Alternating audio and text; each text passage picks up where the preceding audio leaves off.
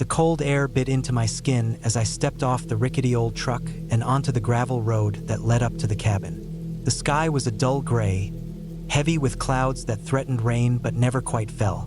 My breath came out in small puffs, mingling with the faint smell of pine needles and damp earth. I had come out here alone, wanting to escape the noise of the city and the endless distractions of everyday life. I was looking forward to a few days of silence, of just being with my thoughts in this quiet cabin deep in the woods. The cabin was small but solid, made of dark, weathered wood that blended into the forest around it. A thin layer of moss covered the roof, and the windows were grimy, probably not cleaned in years. I didn't mind. I wanted simple, and this place fit the bill.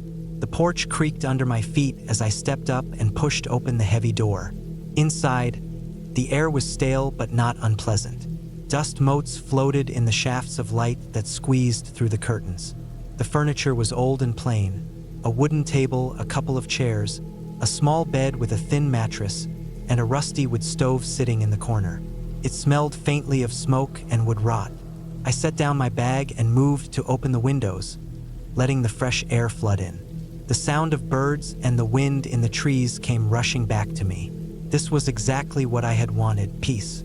I unpacked my things slowly, setting up my sleeping bag and gathering some firewood I found stacked near the back door. As I worked, the quiet around the cabin deepened.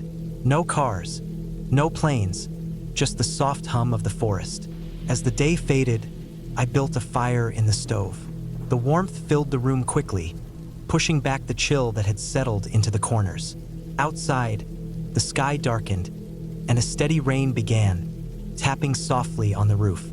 I sat close to the fire, watching the flames flicker and listening to the rain. It was the kind of silence that makes you feel like you're the only person in the world. A good kind of silence. But as the night wore on, I started to notice small things that didn't feel right. First, it was just the sounds. The woods were alive with noises, twigs snapping, leaves rustling. But some of those sounds didn't match the natural rhythm of the forest. There were sharp, sudden cracks like heavy branches breaking, and sometimes a low thud that echoed in the distance. It was the kind of noise you would expect from an animal, but none of it felt natural. It was too loud, too irregular. I tried to ignore it and focused on the fire, but every time I thought I was getting used to it, a new sound would break the stillness. A scraping noise came from just outside one of the windows. I froze, my eyes fixed on the dark glass. The rain blurred the view, but I thought I saw movement, a shadow shifting just beyond the tree line. My heart started pounding in my chest, and I pulled the curtain shut quickly. Maybe it was just the wind, or a deer brushing against a branch. That was what I told myself. I checked the locks on the doors and windows, even though I knew the cabin was old and nothing was really secure. The deadbolt on the door was rusted and hard to turn, but I forced it locked anyway. I made sure the windows were latched tightly, then went back to the fire. The warmth felt a little less comforting now. The shadows it cast on the walls seemed to flicker like something alive. I lay down on the bed, trying to calm my thoughts. The rain was steady, and I could hear the occasional roll of thunder far off in the distance. I closed my eyes and focused on the steady sound of the fire. But sleep didn't come easy. Every time I drifted off, I would hear a sound that jolted me awake. A footstep crunching on gravel, the snap of a twig, or a scraping noise against the wood of the cabin. Around midnight, the power went out. Not that I had expected much in this place, but I had brought a lantern just in case. The small battery-powered light flickered on, throwing a yellow glow across the room. I sat up, listening carefully. The noises outside had grown louder, more frequent. I could hear heavy breathing, or maybe panting. That didn't sound like any animal I knew. It was coming from the edge of the trees, just outside the clearing where the cabin stood. I grabbed a knife from the kitchen drawer, a small but sharp blade, and moved slowly to the window. Peeking through the curtain, I saw the source of the noise. It was a man, dirty and wild-looking, his clothes torn and covered in mud. His eyes were wide and wild, and he stared at the cabin like it was the only thing in the world that mattered. He didn't move away, just stood there, breathing hard. Fear twisted in my stomach. How had he gotten here? What was he doing out in the middle of nowhere, looking like that? I stepped back from the window and locked the door again, this time bolting it as best I could. I grabbed my phone, but there was no signal. The forest had swallowed any chance of contact with the outside world. I stayed awake the rest of the night, listening to the man pacing outside. His footsteps circled the cabin, heavy and slow. At one point, he stopped and I heard him press something flat against the wooden wall. A scraping noise like he was trying to get in. I held my breath, clutching the knife, ready to defend myself. The night stretched on, and the rain never stopped. Morning came slow and gray. The rain had lessened to a drizzle, and the man was gone. I didn't hear him leave, just the forest slowly waking up again. I stayed inside, watching the trees, waiting for any sign of movement. When I finally stepped outside, the ground was churned up with footprints. They were large, uneven, like someone had been running and stumbling. I packed quickly, taking only what I needed. The feeling of being watched never left me, even in the daylight. I kept my eyes on the trees as I walked back to the truck, my heart still hammering in my chest. When I finally reached the road, I jumped in and locked the doors, starting the engine with shaking hands. As I drove away from the cabin, the woods closed behind me like a dark curtain. The man in the forest was real, and whatever his story, it was not one I wanted to be part of. The silence I had come for was broken, replaced by a memory that would follow me long after I left the trees behind. That night, safe in my city apartment, I still couldn't sleep. Every time I closed my eyes, I saw the wild eyes staring back at me from the shadows. The memory of the cabin was no longer peaceful. It was a reminder of how thin the line is between safety and danger, and how alone you really are when the world outside is silent but watching.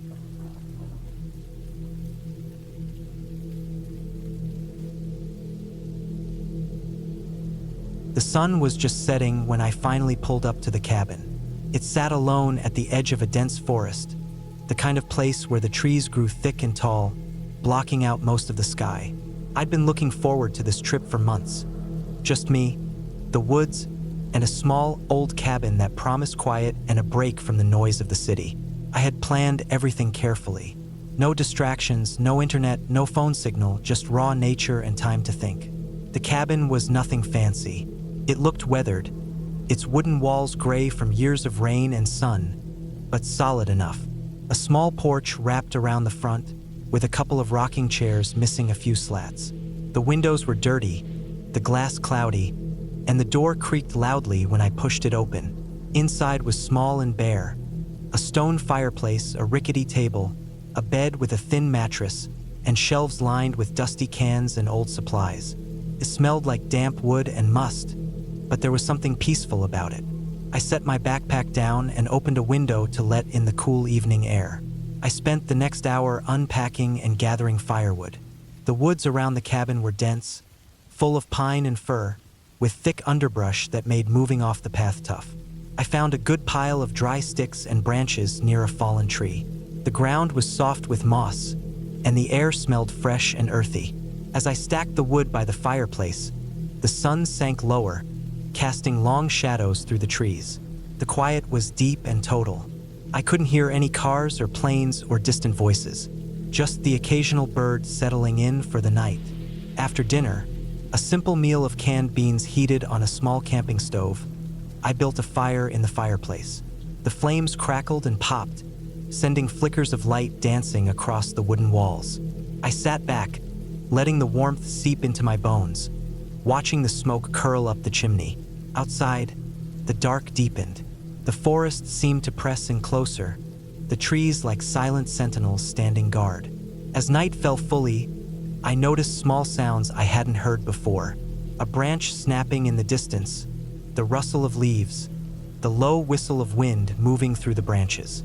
Nothing alarming, just the normal sounds of a forest at night. I felt calm, almost sleepy. The fire burned low, and I decided to head to bed early. The mattress was thin and rough, but it was the best I had. I wrapped myself in a blanket and listened to the fire's last crackles. Then, suddenly, I heard something else, a faint, irregular tapping coming from outside. At first, I thought it might be a tree branch brushing against the cabin, but the pattern was too deliberate, too steady. Top, top, top, Percy, top, top, top. I froze, heart beating a little faster. The tapping continued for several minutes, steady but not loud. I held my breath, waiting. Then it stopped. Silence again. I told myself it was probably an animal, a bird pecking at the wood, maybe a squirrel. The forest was full of wildlife, after all. I fell asleep eventually, but it was a restless night. Every little sound seemed amplified in the quiet cabin. The wind rattling the windows, the distant howl of an animal, the soft thud of something brushing against the walls. I kept telling myself it was normal, part of the forest's night symphony. Morning came with gray light filtering through the grimy windows. I woke to find the fire dead, the room cold. Outside, the forest looked wet from overnight rain. I stepped out onto the porch, breathing in the fresh, cool air. The tapping noise from last night was gone. But then I noticed something strange. The door to the woods behind the cabin, a narrow path I hadn't paid much attention to, showed fresh footprints in the damp earth. They were big, messy, and looked like boots. Too big for me. My skin prickled. I hadn't seen or heard anyone else around. The footprints led away from the cabin, deep into the trees. I debated whether to follow or not. Part of me wanted to check, but another part urged caution. I took out my phone, no signal, just like I expected. I decided to mark the footprints with some sticks and rocks to keep track, then went back inside to pack up some supplies. Water, a knife, some canned food, just in case I needed to stay longer or defend myself. I wasn't one to panic easily, but something about the footprints set off a warning in my gut. The rest of the morning was quiet. I checked the windows and doors, making sure they locked tight. The cabin had old locks, rusty but functional. I double-checked everything and then sat down to write in my journal. It was a way to keep my mind steady, to focus on something normal. By midday, the sun broke through the clouds. I figured I should explore the area, try to understand the terrain better. I packed a small bag, grabbed my flashlight and a lighter, and headed out.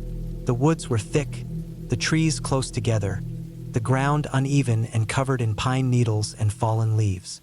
I followed the footprints for about an hour. They wandered off the trail, heading deeper into the forest, then suddenly stopped at a small clearing. The clearing was roughly 10 feet across, surrounded by tall trees that blocked most of the sunlight. In the center, there was a large, flat rock, and on top of it, something strange. Several small, sharp sticks stuck upright in the soil around the rock, almost like crude markers. I crouched down, careful not to disturb anything, and looked closer. The sticks had rough carvings or scratches, and the earth was turned up around them. I had no idea what it meant, but it felt deliberate, like someone had been here recently. The footprints stopped at this spot, no sign of anyone leaving. That unnerved me. If someone was out here, what were they doing? I glanced around, my senses alert for any movement or sound.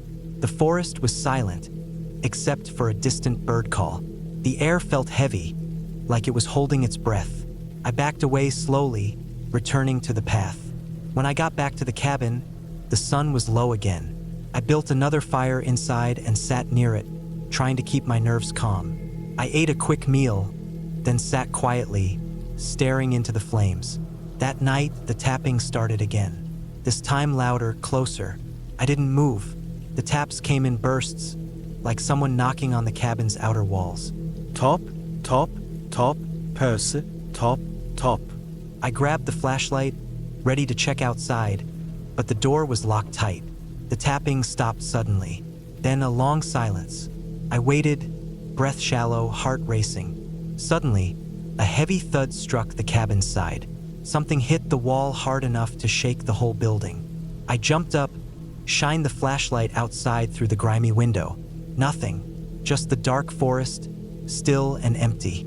I paced, trying to calm down. The rational part of me said it was probably a large animal, maybe a bear or a moose. But the taps earlier didn't fit animal sounds, and the footprints suggested a person nearby. I locked the doors again, placed a chair under the doorknob as a barrier, and sat down with a knife in my hand. The fire was nearly out, the cabin dark except for the faint light from the flashlight. Hours passed. No more noises. I finally fell into a fitful sleep. Morning was tense. I checked the cabin thoroughly. Nothing damaged except a few scratches on the outer wall where whatever hit it had struck. The footprints were still there, fresh and heavy. I debated leaving immediately but decided to pack up first. I didn't want to rush blindly. As I was gathering my things, I heard another sound. A low growl, far away but clear. It was animalistic and deep, not human. It sent chills down my spine. I loaded my pack quickly, double-checked the locks, and stepped outside. The forest was quiet again, but I didn't feel safe. I kept my eyes on the trees, scanning for any movement. I decided to walk back the way I came, sticking to the main path. The footprints led away from the cabin, but they weren't following a trail or road. Whoever was out here was moving through the trees, not on a path. I walked for almost an hour before I saw a figure. A man in the distance. He stood still, watching me. His clothes were ragged, dirty, and he looked thin and wild, like he'd been living in the forest for a long time. His eyes were dark and wary. I froze. He didn't move or call out. I didn't want to show fear, so I slowly backed away and turned to leave. He didn't follow. I didn't look back until I reached my car, parked near the main road. I locked the doors and sat inside, heart pounding. Driving away, I kept glancing in the rearview mirror, half expecting to see him standing at the tree line. When I finally reached the safety of the highway, the city's noise and lights felt overwhelming but comforting. The forest and the cabin were behind me now, silent and waiting. I never went back to that cabin, and I haven't told many people about the footprints, the tapping, or the man watching me from the woods. But every time I think about that trip, I remember the feeling of being watched, the heavy silence broken only by taps and thuds, and the cold realization that sometimes the scariest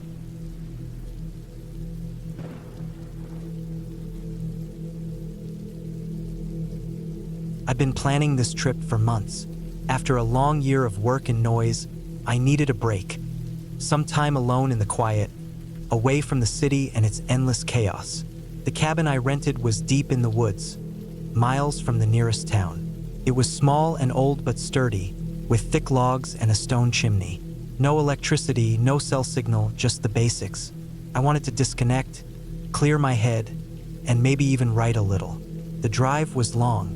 The roads got narrower and rougher as I went deeper into the forest. The trees grew close together, tall and thick, blocking out the sun in places. I passed no other cars, no houses, just endless green. The air smelled fresh, sharp with pine and earth. When I finally saw the cabin, I felt a rush of relief. It was set back from the road on a small clearing surrounded by dense trees. A thin dirt path led from the driveway to the front porch. I parked, grabbed my bags, and unlocked the heavy wooden door. Inside, the cabin smelled of old wood and something faintly damp. Dust lay in corners, but it felt cozy in its own rough way. The floor creaked under my boots. A small kitchen sat in one corner with a wood stove, a few cabinets, and a sink that I guessed was hooked up to a well. A rough wooden table and 2 chairs stood near a window that looked out over the trees. A stone fireplace dominated the main wall, filled with ashes from the last fire. There was a single bedroom through a doorway, with a simple bed and a small dresser. A bathroom was tucked behind that, with a toilet and a shower that I hoped had hot water.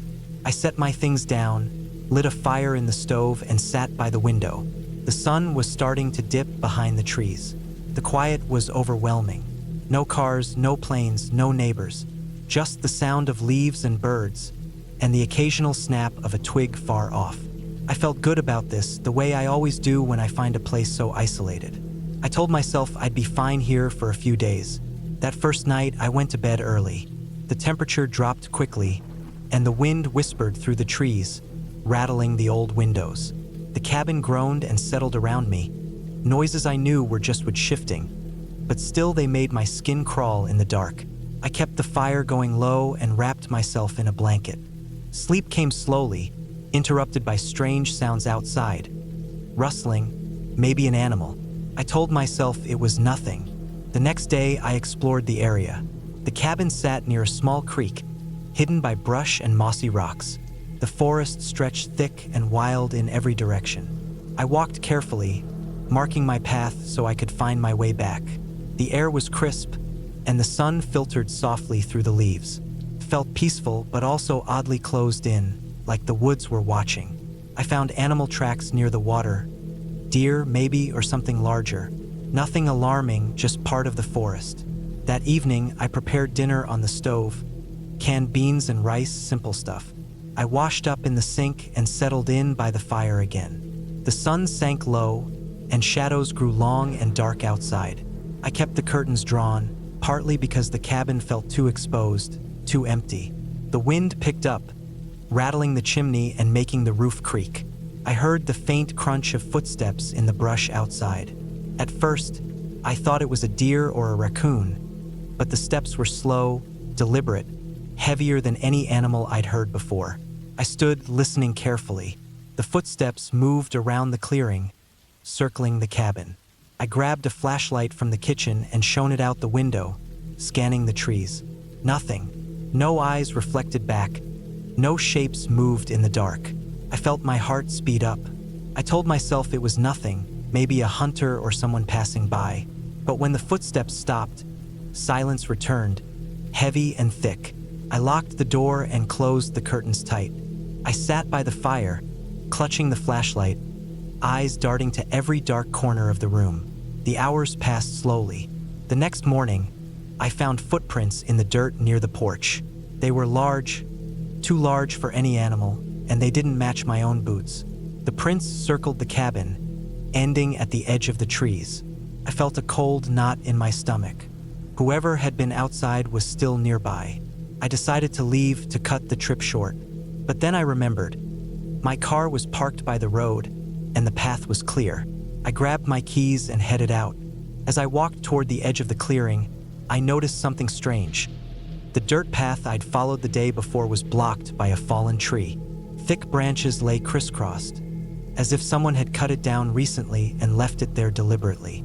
I tried to move the branches, but they were heavy and wet.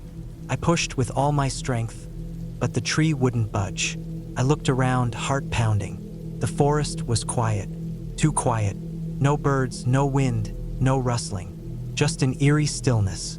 I thought about climbing over, but the tree was tall and the branches sharp. I didn't want to risk injury so far from help. I decided to go back to the cabin and wait for daylight, hoping to clear the path then. Back inside, I locked the doors and windows. I checked my phone. No signal. I pulled out the small emergency radio I'd brought, but only static came through. The fire was low, and the cabin felt colder now. I stacked more wood, trying to stay calm. That night was worse. The footsteps returned, slow and heavy. This time, they stopped right outside the door. I pressed my back against the wall, holding a kitchen knife tightly. The footsteps stayed for what felt like an hour, then moved slowly away. I didn't sleep. I kept staring at the door, willing the night to end. The next day, I searched for another way out. The forest was thick, but I tried walking toward where I thought the road might be. After a few hours, I found a small dirt trail, faint and overgrown, barely visible under leaves. I followed it carefully. After some time, the trail ended at a small clearing with tire tracks. Someone had driven through recently. Relief mixed with dread. The tracks went deeper into the woods, away from the main road. I realized the person who had been circling my cabin might be living in these woods, maybe even watching me. I decided to return to the cabin before dark. I picked up a long stick as a makeshift weapon, my nerves raw. When I got back, I found a new sign. The front door was scratched, deep marks gouged into the wood, like someone had tried to force it open, but the locks held. Fear gripped me like ice. Whoever was out there wanted inside. I checked all the windows. Some were cracked, as if someone had hit them with something hard. I barricaded the door with a heavy chair and sat by the fire, the knife and stick close by. That night was the worst. The footsteps came again, but this time, louder. I could hear branches snapping and something heavy being dragged around the perimeter. Then the sound of metal scraping against wood. The chair rattled against the door. I sat frozen, my breath shallow, waiting for whatever was outside to give up. Hours passed. At some point, the noises stopped. The forest returned to silence. I didn't sleep. At first light, I got up and carefully checked the perimeter of the cabin. The ground was churned up with prints, big, heavy boots, and dragged marks as if something big had been pulled along the ground. There were pieces of bark stripped off the trees, maybe from someone trying to climb or hide. I realized then that the person or people outside were not just passing by. They had been living in the woods, watching the cabin, waiting for me to come alone. They were dangerous. I had to get out. I looked again at the fallen tree blocking the path. I couldn't move it by myself, but maybe I could use a tool. I searched the cabin and found an old axe by the back door, probably left by the previous renter. It was rusty but sharp. I took it outside, heart pounding. I worked for hours, hacking at the branches, sweat dripping down my face. The forest around me was quiet, but every shadow felt like it hid eyes. I kept looking over my shoulder, expecting someone to appear. My hands bled from splinters, my arms ached, but finally, the path cleared. I didn't hesitate. I grabbed my bags and ran down the trail toward my car. My breath came hard in the cold air. The forest felt alive, watching me, but I didn't stop. Branches scraped my arms, roots tripped me, but I kept going. When I reached the road, I saw my car untouched. Relief washed over me. I jumped in, locked the doors, and started the engine. As I pulled onto the road, I looked back into the trees. For a moment, I thought I saw a figure standing just at the edge of the woods, watching me leave. But when I blinked, it was gone. I drove all day, not stopping until I reached the nearest town. I reported what happened to the local sheriff, who said I might have disturbed someone living illegally in the woods, someone who didn't want visitors. They said they'd send patrols, but I didn't wait around to find out. Looking back, I realized how vulnerable I had been, out there alone with no way to call for help. The cabin, once a place of peace,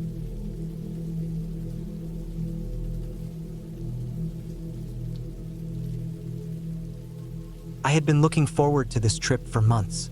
After working nonstop for nearly a year, the chance to get away from the city and disappear into the woods was exactly what I needed. The plan was simple. Spend a week alone in a small cabin, deep in the forest, far from the noise and stress. No phone, no internet, just me and the trees.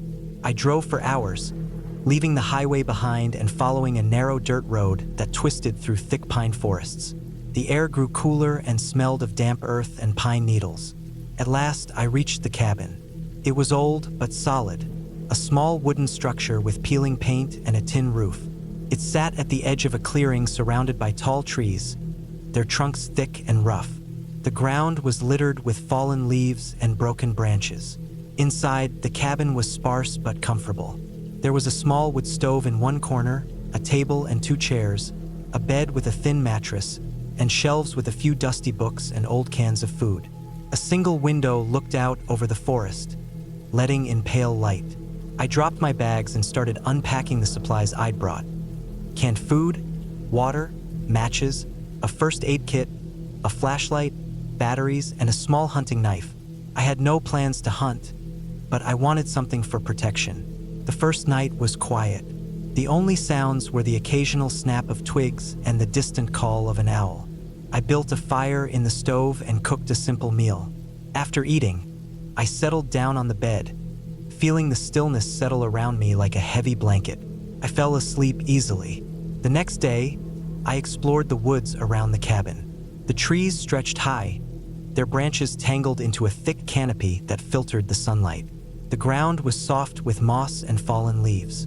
I found a small creek not far from the cabin, its water clear and cold. I filled my water bottles there. The forest was alive with subtle sounds, the rustle of leaves, the chirping of birds, the distant drumming of a woodpecker. As the day wore on, I felt a strange unease creeping in. It was subtle, almost like a whisper in the back of my mind. I couldn't place it, but something about the woods felt off. The air grew heavier, the shadows deeper. I shook it off, blaming tiredness and nerves. That night, I lay awake for hours listening. There were noises outside, soft footsteps on the dry leaves, a low rustling near the cabin. I tried to convince myself it was animals, deer or raccoons, but the sounds were too deliberate, too close. I stared into the darkness beyond the window, the beam of my flashlight scanning the trees. Nothing. The next morning, I found the front door slightly ajar. I was sure I'd locked it before going to bed. My heart pounded as I closed and bolted it. I checked the cabin carefully, making sure nothing was missing or moved. Everything seemed the same. Still, a cold sweat ran down my back. I decided to stay inside that day, focusing on chores. I cleaned the cabin, stacked firewood, checked my supplies. But the feeling followed me, like eyes watching from just beyond the tree line. At dusk, I spotted broken branches and footprints near the creek. They looked fresh. Someone had been close to the cabin. I spent that night with the flashlight on, keeping it close. The sounds outside grew louder, snapping twigs, soft shuffling. The footsteps circled the cabin, slow and steady. I was frozen with fear, waiting for dawn. When morning came, I found more signs. The footprints had multiplied, and strange marks were carved into the bark of a nearby tree. They weren't letters or symbols I recognized, just deep scratches. I grabbed my knife, feeling its weight in my hand. I decided then I needed to leave. This was no longer a peaceful retreat. Something or someone was out there, watching, waiting. I packed as fast as I could, trying to ignore the cold dread crawling over my skin. I stepped outside with my bags and headed for the dirt road. But as I walked, I realized I wasn't alone. The footprints in the dirt matched the ones I'd seen near the creek. They followed me. At times, I thought I caught movement just beyond the trees, but when I looked directly, there was nothing. Panic set in. The forest, once inviting, was now a trap. The trees seemed to close in, the shadows reaching toward me. I started to run. My boots pounded the dirt road, heart slamming in my chest. Branches scratched at my arms, the air thick and heavy. I didn't look back. I just ran, desperate for the sound of a car or a road. Suddenly, I tripped over a root and fell hard. My hands scraped on the dirt, and the bags tumbled out of my grip. I scrambled to my feet and grabbed them, but the noise seemed to attract something. The footsteps behind me grew louder, faster. I sprinted again, tears stinging my eyes. The road curved ahead, and I saw my car. Relief surged, but it was short-lived. A figure stepped onto the road in front of me, blocking my path. I froze. He was tall and thin, wearing a worn jacket and a hat pulled low over his face. I couldn't see his eyes. He said nothing, just stood there. The forest behind him was silent. My mind raced. I raised my knife, clutching it like a lifeline. The man made no move, just watched. I swallowed hard and tried to step around him, but he shifted to block me again. His movements were slow but deliberate. I realized then this wasn't some random hiker or lost camper.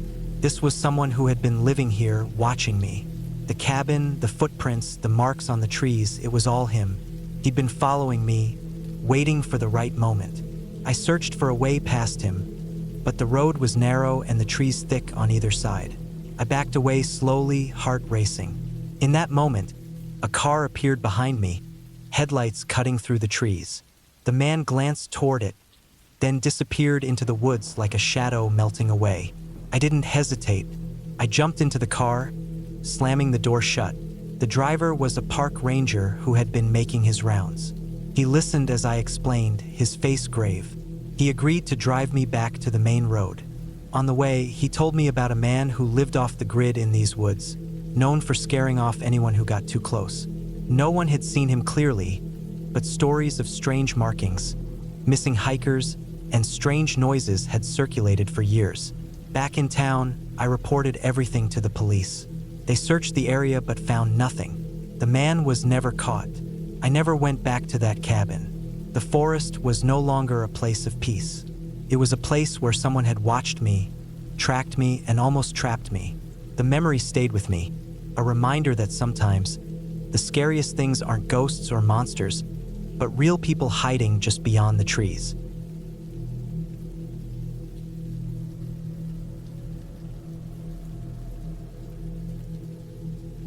cold air hit me the moment I stepped out of the car. It was early October, and the forest around the cabin was already showing signs of fall.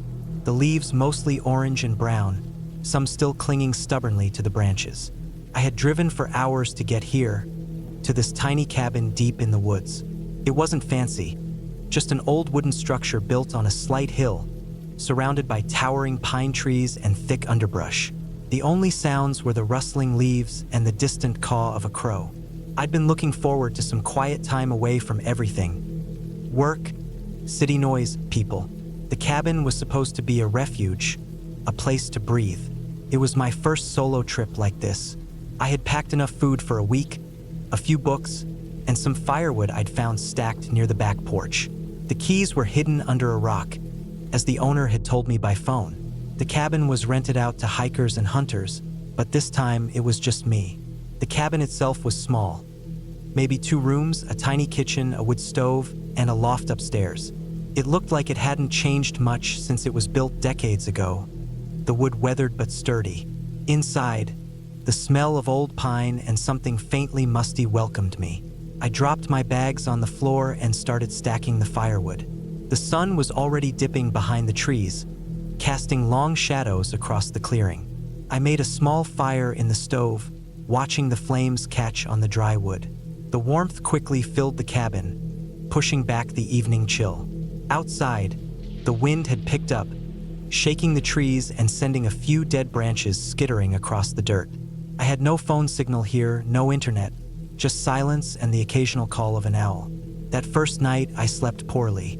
The floor creaked beneath me, and every small noise seemed amplified in the stillness.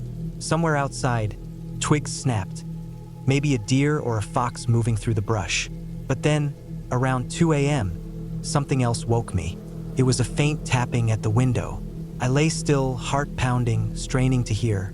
The tapping came again, 3 short taps, then a pause, then 2 more. It was too deliberate to be a branch or animal. My mind raced, imagining someone or something trying to get my attention. But the cabin was miles from any road. Who could be out here at this hour? I grabbed my flashlight and shone it outside.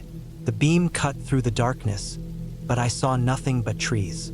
The wind had stopped, and the forest was deathly quiet. The tapping ceased. I told myself it was just my imagination and went back to bed, though sleep did not come easily. The next morning, I explored around the cabin. There were no footprints or signs of anyone near the window, just the usual scuff marks of animals. I shrugged it off but felt uneasy. I spent the day reading and chopping more wood, trying to shake the feeling that I was being watched. On the 3rd day, the wind was stronger and the sky was gray. I noticed that some of the firewood I had stacked had been moved. Several logs that were neat piles were now scattered. I blamed the wind, but a part of me felt uneasy. When night came, I secured the doors and windows tightly. I placed a heavy chair against the front door just in case. At about midnight, I woke again. This time, it wasn't tapping. It was footsteps outside, slow, deliberate steps circling the cabin. The crunch of gravel and dry leaves beneath heavy boots. I froze, heart pounding. I didn't want to look outside, but curiosity and fear made me grab the flashlight. When I flicked it on and pointed it at the window, I caught a shadow, a man standing just beyond the tree line. He was wearing dark clothes, a hood over his head, face turned away. I couldn't see his face clearly, but he was watching the cabin. I wanted to scream or call for help, but there was no phone. I grabbed the biggest kitchen knife I had and moved quietly toward the back door. The man didn't move. After what felt like hours, the footsteps stopped and faded into the woods. I locked every door and window and sat by the fire until dawn, the knife in my hand. Sleep was impossible. The morning came slow, pale, and gray. I decided to leave that day, packing quickly, but when I went outside, my car was gone. The dirt driveway was clear where I'd parked, but the car wasn't there.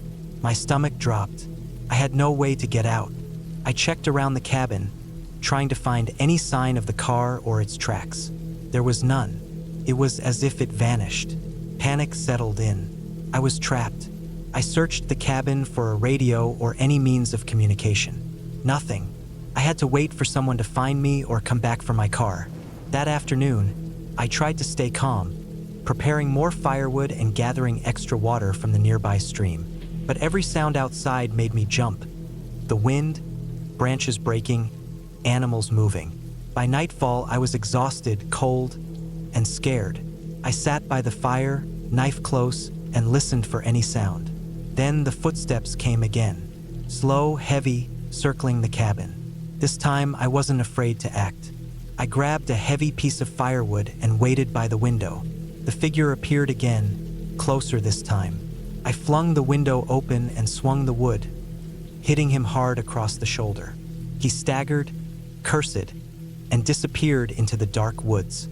I locked the window and door, panting and shaking. In the morning, I was determined to find my car. I followed a faint path into the woods, hoping to catch any sign. I walked for miles, the forest thick and tangled, until I came across tire tracks. They led to a narrow dirt road, and about a mile ahead, I saw my car parked in a small clearing. But the tires were flat, and the car had been vandalized, the windows smashed, everything inside ransacked. I sat in the dirt, exhausted and angry. Whoever had done this wanted to scare me, to trap me here. I knew I couldn't stay. I followed the road on foot, hoping to find help. Hours later, I reached a ranger station. They called the police, and a search team was sent to the cabin. When they arrived, they found footprints around the cabin, signs of forced entry attempts, and a trail leading deeper into the forest. The police caught a man matching the description I gave, a local with a criminal record who had been hiding in the woods. He had been stalking the cabin for days, waiting for someone to come. The tapping, the footsteps, the car theft, it was all part of his plan. The police told me I was lucky. If I hadn't fought back or tried to leave, it could have been much worse. In the end, the cabin trip became a nightmare, a fight for survival that I never expected. But I learned one thing. In the wild, you can't rely on luck. You have to be ready, alert, and trust your instincts. Because sometimes, danger is real, and it's closer than you think.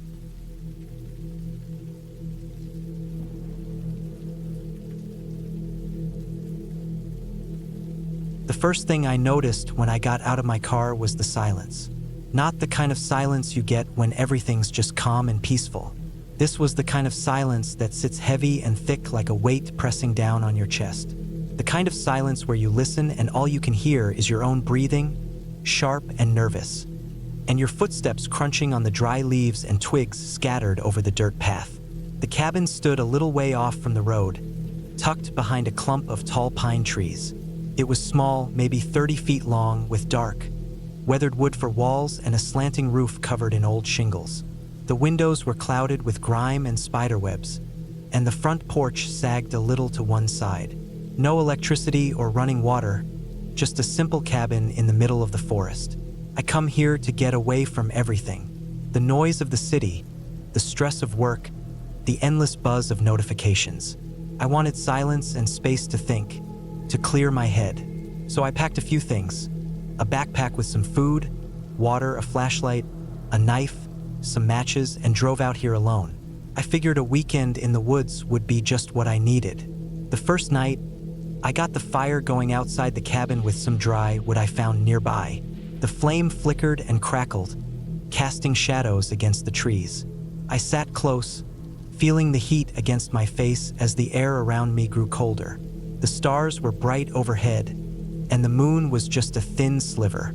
I thought about how far from everything I was, how deep into the woods I'd gone. Inside, the cabin was even smaller than it looked from the outside. A single room with a rough wooden table and 2 chairs, a small bed in the corner with a thin mattress, and a rusty old stove. No electricity, no heater, just the cold, damp smell of the forest seeping through the cracks in the walls. I tried to make it feel a little more like home by unpacking my things, setting my backpack on the floor, and laying out my food. That night, I slept with the window cracked open. The forest sounds were loud. The occasional hoot of an owl, the rustle of leaves, the snap of a branch somewhere off in the dark. Felt natural at first, even calming. But as the hours dragged on, the sounds started to change. The rustling grew closer, more deliberate, like something was moving with a purpose. I woke suddenly to the sound of something heavy knocking against the side of the cabin. Not a tree branch, not the wind, something solid. My heart pounded. I sat frozen in the dark, eyes straining to see through the window. Outside, the moon had slipped behind a cloud, and everything was pitch black. I couldn't tell if there was something there or not. I grabbed my flashlight and switched it on, the beam cutting a narrow path through the dark. I pointed it out the window, scanning the trees and brush. Nothing. No movement. No shapes. Just empty woods. I convinced myself it was an animal. Maybe a deer or a bear bumping into the cabin. I told myself to calm down, to go back to sleep. But sleep wouldn't come. Every little sound made me jump. Every creak in the wooden walls made me tense up. The next day, I decided to explore the area around the cabin. I wanted to understand where I was, to find the nearest road or trail, to make sure I wasn't completely cut off. The forest was dense but not impossible to walk through.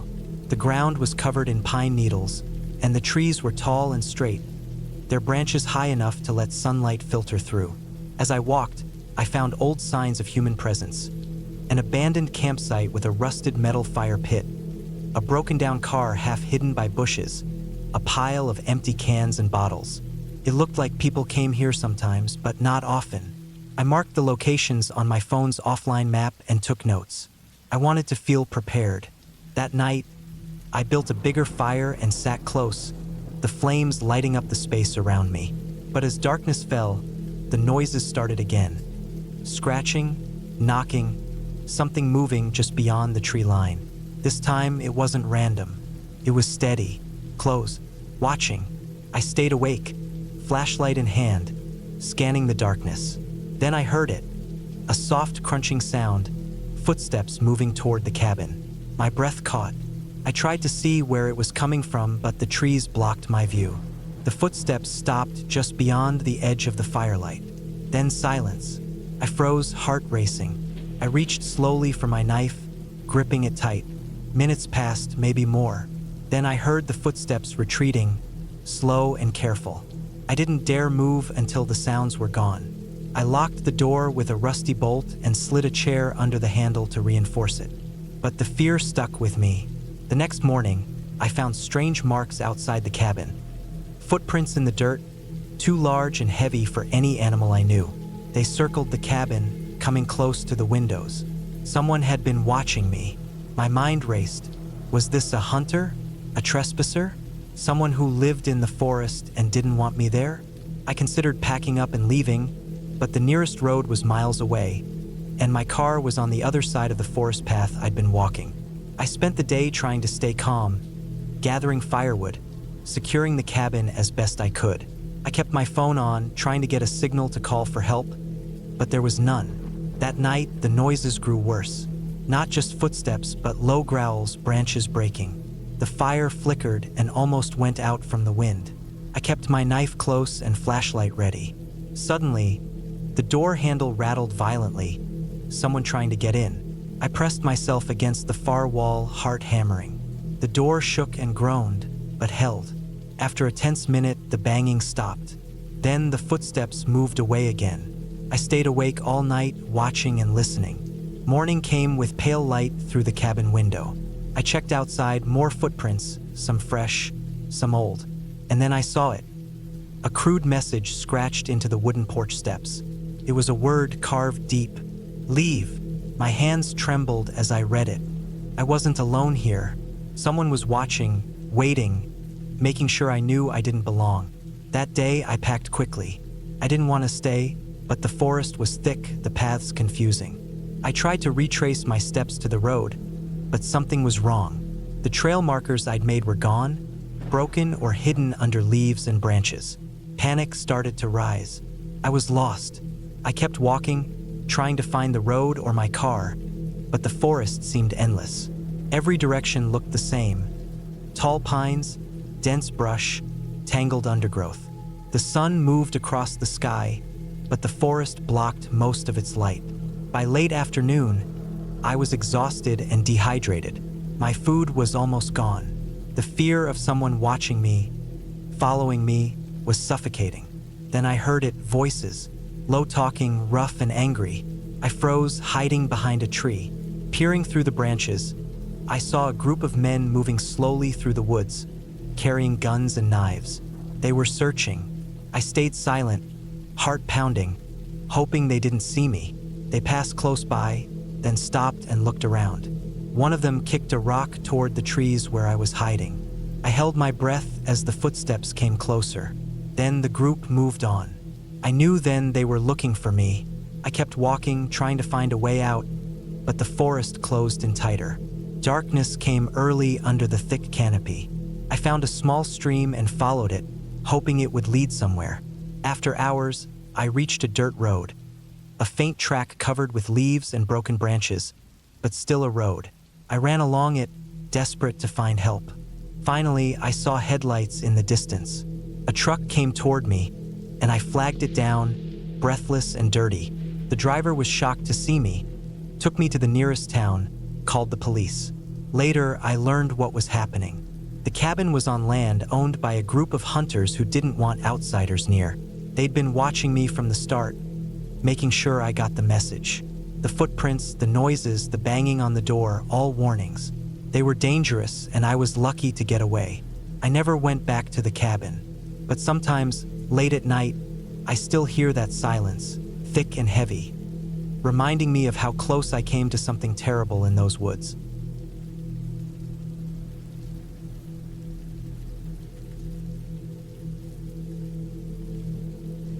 The sun was already low behind the dense trees when I finally reached the cabin. It was an old wooden place, tucked away deep in the woods, miles from the nearest town. The path to get here was rough, narrow and littered with rocks and roots that seemed to reach out like hands trying to trip me. The air was heavy with the scent of pine and damp earth, mixed with the faint smell of smoke from old campfires long since burned out. I had been driving all day, desperate for silence and time alone, and this cabin was supposed to be that escape. The cabin looked smaller than I imagined from the photos online. Weathered logs made up the walls, darkened by years of rain and snow.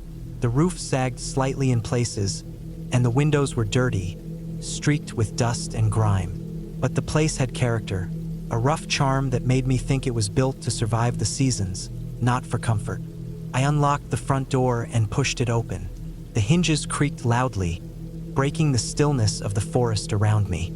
Inside, the air was cold and stale, with a faint smell of mildew mixed with wood smoke that hadn't quite left the place. The floorboards groaned beneath my feet as I stepped inside. Dust covered every surface. Spider webs hung thick in corners and between beams overhead. I dropped my bags by the door and switched on the small battery-powered lantern I had brought. The glow was weak but enough to light the small living area. A rough stone fireplace stood against one wall, filled with cold ashes and blackened logs. A wooden table sat in the center of the room, scratched and scarred from years of use. There were 2 old chairs, a narrow bed in the corner with a thin mattress and faded blankets, and a tiny kitchen area with a rusted sink and cupboards that squeaked when I opened them. I set my bags down and opened the windows a crack to let fresh air in. Outside, the forest stretched endlessly in every direction. The trees moved in the wind with soft creaks and rustles. The light outside was fading fast now, and soon the woods would be swallowed by darkness. I started to unpack some food and water, and then I checked my phone. No signal. Not surprising out here, but still a little unsettling. I was completely cut off. The first night was hard. The cabin was cold, and I wrapped myself in blankets, trying to ignore the strange noises from outside. The cracking of branches, the rustling of leaves, the distant calls of animals. I told myself it was all normal, the sounds of the forest at night.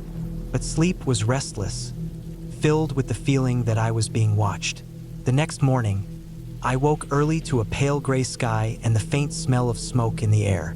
I stepped outside, pulling on a jacket. The forest was thick around the cabin, the trees close and tall. The ground was soft from recent rain, and everything was damp. I walked around the cabin, trying to find any sign of other people or animals nearby. There was none. As I walked along the narrow dirt path I had taken to get here, I noticed something odd. There were footprints in the mud, large, heavy prints that didn't look like mine or any animal I knew. They headed away from the cabin, deeper into the forest. My heart quickened. I stared at the prints for a long moment. They were fresh, maybe from last night or early this morning. I debated what to do. Part of me wanted to leave right then, but I had come this far, and I told myself I would stay and enjoy the quiet. Maybe the prints belonged to a hunter or someone who lived nearby. Still, I made sure to keep my pocket knife close. The days passed slowly. I spent time fixing things in the cabin, chopping wood, and exploring the nearby woods during daylight. The air was crisp and clean. The quiet was peaceful but thick, like a blanket pressing down on me. But at night, the feeling of unease returned. I could hear things moving just outside the windows, the snap of twigs, the brush of something heavy in the undergrowth. Sometimes I thought I saw shapes moving just beyond the tree line. My nerves were taut, and I kept a fire burning in the fireplace, the light casting dancing shadows on the walls. One night, I woke to a loud bang on the cabin door. My heart stopped. The sound was sharp and heavy, like something striking wood with force. I sat frozen in the dark, listening. Nothing else followed. The wind outside howled softly, and the door shuddered a few more times with smaller knocks, then silence. I didn't sleep after that. I kept the lantern lit and held my knife, eyes glued to the door. Hours passed, and the first light of dawn finally began to creep in through the windows. When the sun was up, I carefully stepped outside. The door was scratched and dented where something had hit it. On the ground near the door, I saw more footprints, larger and heavier than mine, and again, fresh. Fear gnawed at me. Whatever was out there was close, and it wasn't just a wild animal. The prints showed a heavy foot, with a wide sole and deep marks, like someone carrying weight or walking heavily through mud. I spent the day planning my next move. I packed some supplies, including food and water, just in case. I checked the cabin windows and doors, reinforcing them as best as I could with wood from outside. I thought about leaving, but I knew the narrow path out here would slow me down and leave me vulnerable. That evening, I sat near the fireplace, my knife within reach. The fire cast flickering shadows across the room, making the corners seem darker than usual. I listened to the sounds outside, the wind, the distant calls of birds, and the soft, deliberate crunch of footsteps in the mud.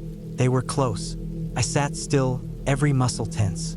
The footsteps stopped just outside the cabin, moving slowly along the walls, circling the building. Something heavy brushed against the siding, scraping wood. Panic rose, but I stayed quiet. I grabbed a heavy iron poker from beside the fireplace and waited. The footsteps faded into the night. After what felt like hours, I heard nothing more. The next morning, I found more signs of someone or something near the cabin. Marks on the walls, deep scratches on the door, broken twigs and footprints that stopped just short of the porch. I realized then that I was not alone here, and that whoever was out there was watching me. Days went by like this, each night growing more tense, each morning revealing more signs of a visitor I could not see. One evening, while collecting firewood a little distance from the cabin, I found a crude trap made of wire and branches. It looked fresh, like someone had set it recently to catch an animal. But it was too close to the cabin, too obvious. Whoever did this wanted me to find it. My mind raced with possibilities. Was it a hunter? Someone living illegally in the forest? Poacher? Or worse? The tension was suffocating. One night, I decided I could not stay inside anymore. I grabbed my backpack, some supplies, and my knife, and waited until just before dawn. I planned to sneak out quietly and head back along the path to the main road. The night was darker than usual, the moon hidden behind thick clouds. As I moved toward the door, I saw a figure standing just beyond the tree line, barely visible in the gloom. My heart slammed in my chest. The figure didn't move, just stood there, watching. I froze, my breath caught in my throat. Then the figure stepped forward, breaking into a run, heading straight for me.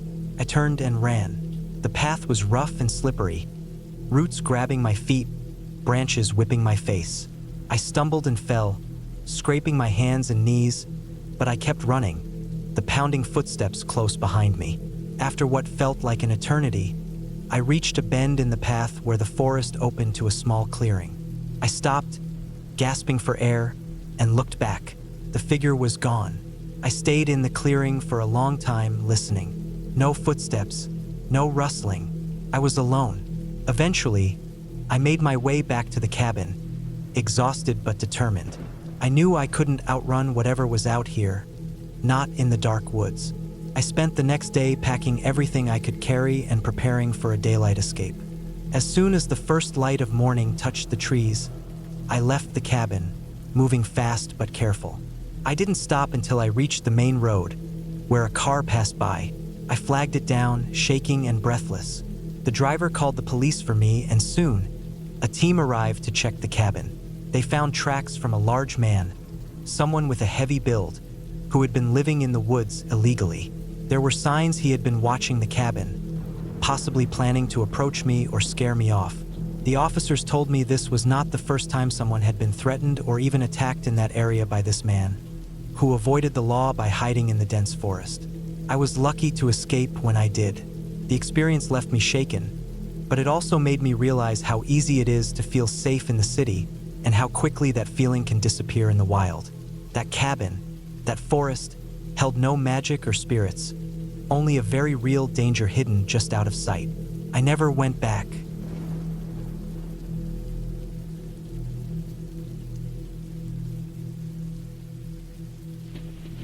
I had been looking forward to this weekend for months. A quiet break away from the city, away from people, phones, and noise. I found an old cabin for rent deep in the woods, miles off the beaten path. It was small, made of weathered logs, with a stone chimney on one side and a rusty metal roof. The place looked worn but solid, exactly what I wanted. Simple, isolated, with no distractions. The drive out had been long and winding. As I left the last gas station behind, the paved road gave way to dirt and gravel. The trees pressed in closer from both sides, tall pines and oaks that formed a dense wall of green. Birds called somewhere far above, and the air smelled clean and sharp. I pulled up to the cabin just before dusk. The sun was low, casting long shadows between the trees. The cabin sat on a small clearing surrounded by thick forest, with a narrow path leading to the road behind. The place looked deserted but not abandoned. The porch had a wooden swing hanging from thick chains, swaying lightly in the breeze. I unloaded my backpack and supplies, feeling a mix of excitement and calm. Inside, the cabin was rustic but cozy. There was a small wood stove in the corner, a worn table and chairs, and a single bed pushed against one wall.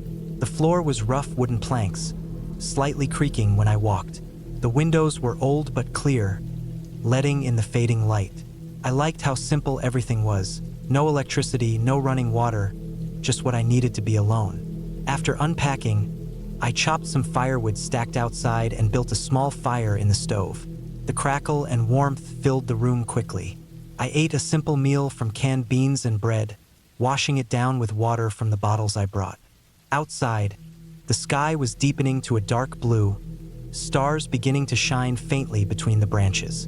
As night fell, the woods grew silent except for the occasional rustle of leaves or distant animal call. I felt a little thrill knowing I was alone here, so far from anyone else. No distractions, no city noise, just me and the forest. Around 10 p.m., I crawled into the small bed with a thick blanket. The cabin was cold, but the stove kept some heat. I closed my eyes and felt the quiet settle over everything. It was the kind of peace I hadn't known for a long time. Then, around midnight, I woke up suddenly. Something felt off. The silence outside was too complete, like it had stopped altogether. I listened carefully. No wind, no animals, nothing. Then I heard a faint scraping sound coming from outside the cabin. At first, I thought it was my imagination, maybe a branch rubbing against the wall. But it was a slow, dragging noise, deliberate and soft. It wasn't like a normal animal sound. It was too heavy, too slow. I lay still, heart pounding, eyes wide open in the dark. The scraping moved slowly along the cabin side, then stopped near the back door. My mind raced. Was it some animal? A bear, maybe? But bears usually make louder noises, crashing through bushes or snapping branches. Then the scraping started again, slower, like someone dragging something long across the ground. I could hear faint footsteps too, heavy and careful, moving around the cabin's perimeter. I stayed frozen, clutching the blanket. The small cabin felt suddenly very exposed. The windows were thin, and I was completely alone here. No phone signal, no way to call for help. The closest neighbors were miles away. The noise stopped at the front porch. I could almost hear breathing now, slow and quiet, just beyond the door. I remembered the kitchen knife I had left on the table. Slowly, I reached out and grabbed it, gripping it tightly. My hands trembled. I wanted to see what was outside, but fear kept me pinned. After what felt like hours but was probably only minutes, the noises stopped completely. The silence returned, heavier than before. I waited a long time, not daring to move, until I convinced myself that whoever or whatever it was had left. At first light, I cautiously opened the door. The porch was empty except for deep scratch marks gouged into the wood. The marks were long and jagged, like claws had ripped the surface in several places. I looked around. There were footprints in the soft dirt nearby, large, heavy, and uneven. They circled the cabin at least twice, coming very close to the windows and doors. I felt the cold knot of fear tighten in my stomach. This was not a random animal or a careless hiker. Someone or something had been watching me during the night. I packed up quickly and left the cabin without looking back. The drive back felt endless, the woods seeming to close in around the car like a trap. The city lights never looked so good.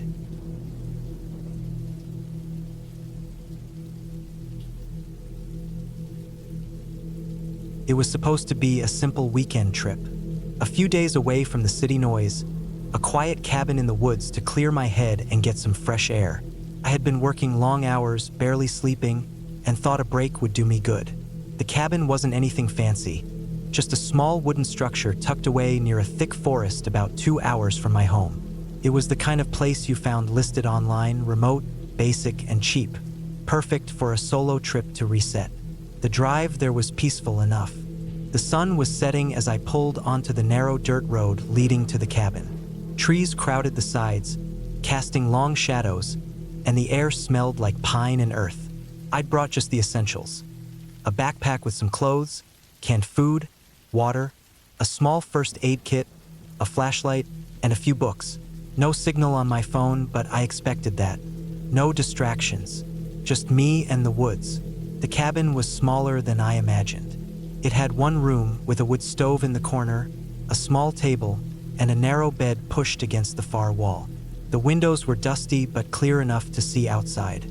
I dropped my bag, lit a fire in the stove, and set about unpacking. The silence around the cabin was heavy but calming. No cars, no people, just the occasional rustling of leaves and the distant call of a bird. I felt the tension in my shoulders ease as night fell. That first night, I slept better than I had in months. The wood stove kept the room warm, and the darkness was comforting, not frightening. I woke a few times to the sounds of the forest but didn't think much of it. Animals, probably. I got up early, brewed some instant coffee on the stove, and sat by the window watching the light filter through the trees. The second day was quiet. I spent hours hiking along a narrow trail that ran behind the cabin. The forest was dense, the trees towering, and the ground thick with fallen leaves and pine needles. I found a small creek, its water clear and cold, and filled my water bottle. The only sounds were my footsteps and the gentle babble of the stream. I even saw some deer, which bolted away as soon as I moved. Back at the cabin, I cooked some canned beans on the stove and read for a while. The peace was exactly what I needed. As night approached, I built another fire and settled in. I wasn't afraid. The woods were just woods, I told myself. Nothing more. Then, on the third night, things started to change. It began with a faint sound outside, almost like a whisper carried by the wind. I heard it just after midnight, a soft rustling that didn't fit with the usual forest noises. I sat up in bed, listening carefully, but it stopped. I told myself it was nothing, a fox or a raccoon moving through the brush. But later, as I was drifting off again, I heard it. Not outside this time, but closer. A low scraping noise against the side of the cabin, like something or someone dragging something rough along the wooden walls. My heart jumped, but I stayed still.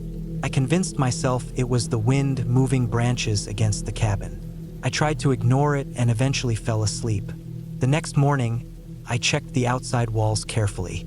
There were scratches, deep, long marks in the wood that hadn't been there before. They ran along the side facing the forest. I ran my hand over them, feeling the rough splinters and the fresh wood beneath. They looked like claw marks, but no animal I knew would leave marks that large or that high up. I shook it off and kept moving. I didn't want to scare myself. That day, I explored further down the trail. Even though the sky was gray and the air felt heavy, I kept hearing sounds, snaps of twigs, heavy footsteps sometimes. But whenever I stopped to look, there was nothing there. Back at the cabin, I found the front door had a fresh scrape along the bottom. It was small, almost like someone had tried to pry it open but didn't succeed. The lock was fine though, and I was sure I had locked it before leaving. I started feeling uneasy but pushed it aside again. I told myself it was probably an animal or some other natural cause. That night, I decided to keep the fire going in the stove longer. I didn't want to be cold or alone. The scratching noise came again, louder and more persistent this time, like something was trying to get inside. I grabbed my flashlight and went outside, shining the beam into the woods. The light caught the edge of some movement, a shape slipping behind a tree. I froze. My breath caught in my throat. There was no way it was an animal. It was too large, too human-shaped. I couldn't see a face or any details, just the outline of a tall figure watching from the dark. I didn't stay out there long. I slammed the door shut, locked it, and pressed myself against it, trying to control my breathing. I didn't sleep the rest of the night. The next morning, I found more damage. The windows were scratched, and the lock on the door had fresh tool marks. Someone had tried again while I was inside. I called the local ranger station using my phone when I had signal on the edge of the property, but no one picked up. The area was supposedly quiet, and the rangers didn't patrol often. I was on my own. I thought about leaving but didn't want to give in to fear. I stayed but kept the door locked at all times and moved my bed closer to the stove and the only window that wasn't scratched. The days passed slowly. I barely ate and barely slept, constantly on edge. I kept hearing footsteps around the cabin during the night, always just out of sight. On the fifth night, I heard the sound of breaking glass. I jumped out of bed and shone the flashlight toward the window. One of the panes was shattered, and cold wind blew inside. I grabbed a heavy metal chair and held it like a weapon, my hands shaking. Then I heard a voice, a low, calm voice saying my name. It wasn't a shout or a scream, just a whisper carried on the wind. I didn't answer. I stood frozen, waiting. The voice came again, closer this time, and I caught the outline of a man outside, half hidden in the trees. He didn't move much, just watched me. I felt panic rising. I remembered the scratches, the broken glass, the noises. I was not safe here. I packed what I could quickly, grabbed my phone, and slipped out the back door. The man didn't follow. He stayed in the shadows. I ran down the trail as fast as I could, through the thick brush and over roots and rocks. My heart was pounding, and my legs ached, but I didn't stop. After about 20 minutes, I reached the dirt road and flagged down a passing car. They called the police. The officers took my statement seriously. They searched the area and found evidence someone had been living near the cabin. Makeshift shelters, fire pits, food scraps. A man had been hiding in the woods, watching the cabin and waiting. The police told me this man had been involved in some local crimes but evaded capture by living off the grid. He was dangerous, and the cabin was just a spot he checked regularly. I never went back. The whole experience shook me deeply. The peaceful getaway I dreamed of turned into a nightmare I wouldn't forget. I learned that the woods can hide more than animals and silence. Sometimes people hide there too, and they are far more frightening than any ghost or legend. Now, when I look back, I realize how close I came to something truly dangerous. The cabin was supposed to be my refuge, but it became a trap. And the silence I thought was calming was just the quiet before something terrible. I'm grateful I got out when I did, but I can't shake the feeling that the man was still out there, watching, waiting for someone else. The woods don't forget, and neither do I.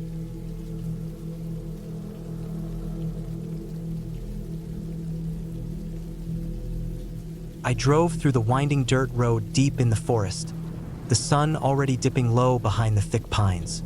My old pickup truck's headlights barely cut through the early evening gloom. The plan was simple: spend a week alone in the cabin my grandfather left me years ago. It was a modest, weather-beaten wooden cabin nestled on the edge of a remote lake, surrounded by miles of untouched forest. No neighbors for miles, no phone signal, no internet. Just me, the cabin, and the wilderness. I'd always loved the idea of being away from everything. Away from the noise of the city, away from people, away from screens and deadlines. I was craving silence, just quiet. I hadn't been here in years. The cabin had no electricity, only a wood stove for heat, a well for water, and a small generator that I'd brought along just in case. Pulling up to the clearing where the cabin stood, I noticed how dark the forest already seemed. The tall trees cast long shadows even in the fading daylight. I parked, grabbed my duffel bag, and walked up the short gravel path to the porch. The wood creaked beneath my boots. The smell of pine and damp earth filled the air. The cabin looked the same as I remembered. Rough logs, a steep roof, and a stone chimney stained with years of smoke. I unlocked the door and stepped inside. The small living area was sparsely furnished. A sagging couch, a wooden table, some mismatched chairs, and a few shelves with old books and dusty knickknacks. The kitchen corner had a simple sink, a rusty old fridge, and a gas stove. A small bedroom and a bathroom were tucked to the side. The air was stale but not unpleasant, more like the smell of untouched wood and old homes. I dropped my bag, turned on the gas stove, and lit a fire in the wood stove. The flickering orange flames warmed the room, casting dancing shadows on the rough wooden walls. Outside, the sounds of the forest began to rise. The soft rustle of wind through the branches, the distant call of a bird settling for the night. I had no plans to do much tonight, just unpack and settle in. I took the generator out of the truck and set it on the porch, knowing I might need it if the nights got cold or if I wanted to charge my phone, though I planned to use it sparingly. Night fell fast. The cabin was lit only by the firelight and the weak glow of a lantern hanging from a hook near the door. Outside, the darkness was thick and complete. No streetlights or distant city glow, just black. I settled into the couch with a book and a bottle of water, but my mind wasn't really on reading. Instead, I found myself watching the fire, listening to the crackle of burning wood, the occasional snap of a twig outside. I reminded myself that I was safe here. The forest was wild but not dangerous if you respected it. And the cabin was solid, nothing to fear. But as the night deepened, I became aware of a strange feeling, like I was being watched. It started with small things. A faint crunch outside the window, like footsteps on dead leaves. I'd look, but there was nothing there, just shadows and the dense black of the woods. Then I heard the low scrape of something heavy dragging along the dirt outside. The sound stopped abruptly when I moved toward the window. I told myself it was probably a deer or a raccoon, but the feeling didn't leave. The air seemed colder, the darkness thicker, heavier. I went to bed early, hoping sleep would come and the weird feeling would fade. But I was wrong. Around midnight, I was jolted awake by a sharp noise, something banging on the cabin wall. Hard. The wooden logs rattled under the impact. My heart pounded. I sat frozen, listening. The banging came again, 3 loud hits like a fist pounding wood. I grabbed the flashlight from the bedside table and shone it out the window. The beam cut through the dark, illuminating the clearing around the cabin. Nothing. No eyes reflecting in the light. No movement. Just trees and shadows. I tried to calm myself. Maybe a branch had fallen and hit the wall. But the sound was too deliberate, too heavy. I got up, dressed quickly, and took the small hunting knife I kept in the kitchen drawer. I stepped outside, the cold air biting at my skin. The The flashlight's beam swept over the ground. There were fresh footprints in the dirt, large, heavy, and spaced too far apart for a person walking slowly. Something big had been here. The footprints led away from the cabin into the forest. I felt a surge of panic, but pushed it down. I was alone, yes, but the cabin was locked, the door was thick. Whatever was out there wasn't close enough to reach me inside. I went back inside, locked all the windows, and sat with my back to the door. I kept the knife in my hand, the flashlight on the floor, ready to grab. Hours passed with nothing more. By dawn, I was exhausted but too alert to sleep. Morning brought light and a little warmth. I went outside to check the perimeter. The footprints were all around the cabin, circling it like someone or something had been stalking it all night. They were enormous, too big for any man I knew. But I was in a remote forest where bears and wolves lived. Could it be a bear?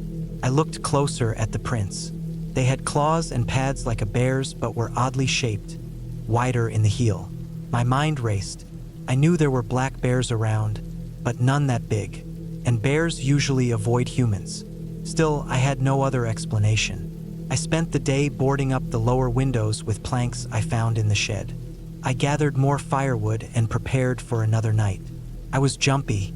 Every sound in the forest felt amplified and suspicious. Every rustle made me freeze. By evening, the unease was unbearable. I decided to keep the generator running to have the porch light on. I set up the brightest lamp I had to flood the clearing with light. I also made a makeshift weapon, an old metal pipe from the shed, cleaned and wrapped with duct tape for grip. I ate quickly, cleaned up, and sat near the door, watching the dark tree line. Around 10 p.m., the noises started again. Heavy footsteps crushed the dry leaves. The smell came first, a sharp, wet, musky scent that made my stomach turn. Then the sounds. Low grunts, branches snapping, heavy breathing. I pointed the flashlight outside and saw it. An enormous bear, easily twice the size of any I had ever seen in pictures or documentaries. Its fur was matted and covered in dirt, eyes glowing faintly in the light. It paced the edge of the clearing, sniffing the air, occasionally looking directly at the cabin. I held my breath. It let out a guttural growl, low and threatening. Then it started slamming its massive paws against the side of the cabin. The wood shook. My hands were shaking as I gripped the metal pipe. I realized this was no ordinary bear. Something about it was wrong, too aggressive, too focused. I had no choice. I turned on the generator-powered floodlight full blast. The bear roared and backed off for a moment, its eyes blinded by the sudden brightness. But it wasn't scared enough to leave. It circled the cabin, still growling. I threw a rock at it, aiming for its head. The bear lunged forward but stopped short of the porch steps. I could feel my heart hammering. I had to think fast. I grabbed my small camping flare gun from my bag. I didn't want to hurt the animal badly, just scare it away. I fired the flare into the air. The bright red light arced overhead and landed in the forest, sending up sparks and smoke. The bear stumbled back, startled and angry. It let out a series of loud roars, then finally turned and lumbered away into the woods. I watched until it disappeared from sight. My hands were trembling. I locked every door and window again, piled furniture against the door for extra security, and stayed awake all night listening for any sign of the bear returning. The next morning, I examined the damage. The cabin side was badly scratched and dented. The porch railings were broken. The windows were all intact but rattled hard enough to crack the glass. I realized how close I had come to serious harm. I packed up quickly, deciding to leave the cabin for good. The bear, or whatever it was, had claimed this area. I didn't want to be the next victim. On the drive back, I kept looking in the rearview mirror for any sign of the bear following. But there was only the empty road behind me. Back in town, I called the local wildlife authorities. They told me they had reports of an unusually large and aggressive bear roaming the forest in that area. Apparently, it had attacked a few campsites and cabins recently. The man on the phone advised me never to return alone. I understood now. The forest was wild and beautiful, but it was also dangerous. Sometimes nature pushes back. I had thought I could handle the solitude, But the bear had reminded me that some things were bigger and more powerful than me. I was lucky to get out alive. Since then, I never went back to that cabin. I sold it to someone who knew the risks, and I learned to respect the wilderness, not just for its beauty but for its raw, unforgiving power.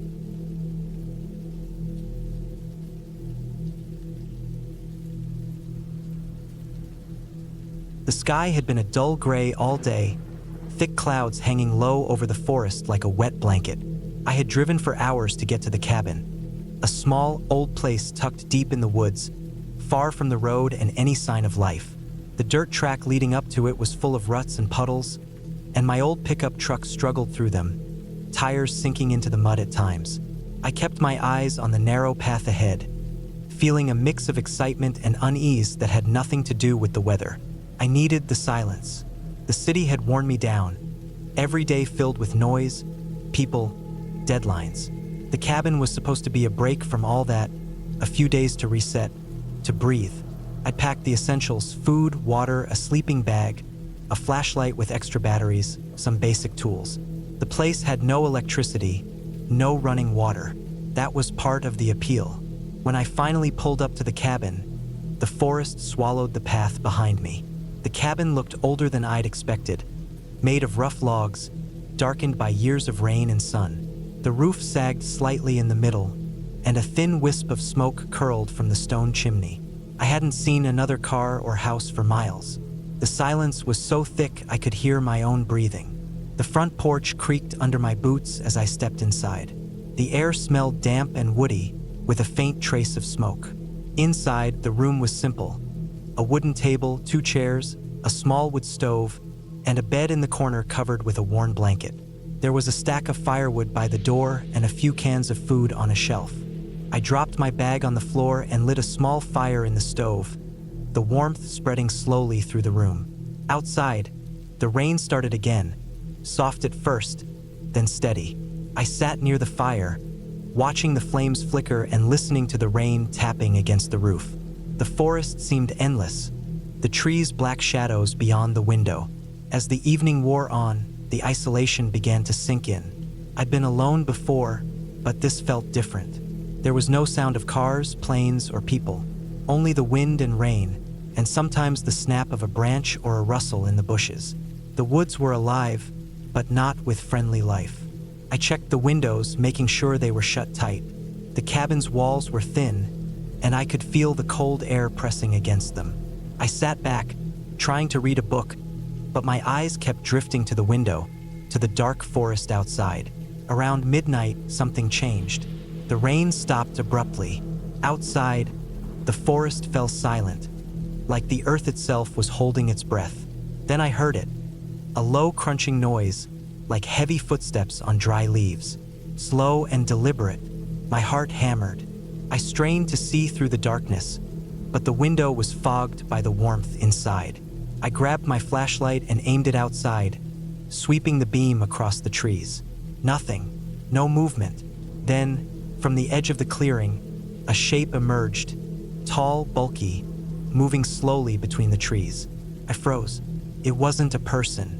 The way it moved was wrong, too heavy to be an animal like a deer, but too big to be a human. I thought it might be a bear, but I had never seen one walk like that. The thing stopped, just on the edge of the clearing, looking straight at the cabin. I could feel its eyes on me, though I couldn't see them. The beam from my flashlight shook in my hand. For a long time, it just stood there. Then it turned and disappeared back into the woods. I locked the door again and pushed a chair against it. I didn't sleep that night. Every sound made me jump. The forest felt closer, darker. Morning came slow. I went outside to check the perimeter, hoping sunlight would chase away the fear. The ground was soft and wet from the rain. I found strange footprints in the mud, large, deep, with claw marks at the edges. They didn't match any animal I knew. I spent the day reinforcing the cabin. I dragged more logs inside, checked the windows, and set up some makeshift noise traps around the clearing. Cans tied to strings that would clatter if stepped on. The next night was worse. The footsteps returned, closer this time, circling the cabin. I heard branches snapping, leaves crunching under heavy weight. The cans clanged loud enough to echo through the trees, but the noises didn't stop. At one point, I thought something tried the door handle. I was so scared I sat against the door with an old axe, waiting for the worst. But nothing happened. The third day, I realized I was running low on food and water. I knew I had to leave, but the forest felt alive with that presence. I packed my bag and got ready to drive out. The muddy path was slippery, and the sky was darkening again with heavy clouds. Just as I was about to leave, I heard a scream. Not human, not animal. Somewhere deep in the forest. It was a harsh, guttural sound that made my skin crawl.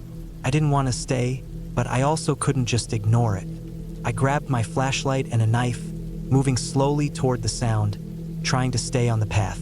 The forest was thick and the light weak. Then I saw it, the source of the footprints and the noises. A massive black bear, caught in a hunter's trap. The bear was injured, snarling and thrashing against the metal jaw of the trap. The bear's eyes met mine, wild and furious. It was desperate, in pain, and trapped with no way out. I knew it could easily attack me if I got too close, but I also couldn't leave it to suffer. I carefully approached, my hands shaking. Using the knife, I tried to pry the trap open. The bear growled and lunged, but I dodged, trying not to panic. After several tense minutes, I managed to open the trap just enough for the bear to free its paw. It stumbled back into the trees, then disappeared. The forest was silent again. I went back to the cabin, heart pounding, and packed the rest of my things. I took one last look around. The place that had been my refuge turned into something terrifying. Driving back down the muddy path, the forest closed behind me, but I knew the experience would stay with me. The fear wasn't from ghosts or stories. It was real, raw, and it came from the wild itself, a reminder that out here, you were never truly alone.